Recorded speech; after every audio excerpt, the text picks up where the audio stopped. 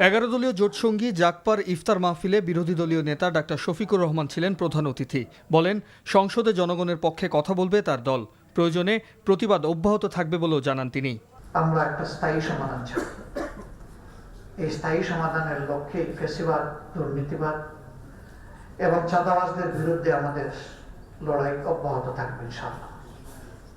সংসদের ভিতরে জনগণের অধিকারের পক্ষে কথা বলবো। যদি সেই দাবি মেনে নেওয়া হয়, সাধুবাদ জানাবো। জনগণের অধিকার বাস্তবায়নে সরকার কোনো উদ্যোগ নিলে শুধু সমর্থন নয়, সহযোগিতা করব।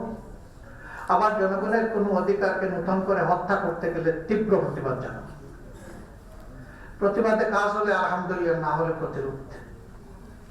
আমরা থামবো না ইনশাআল্লাহ।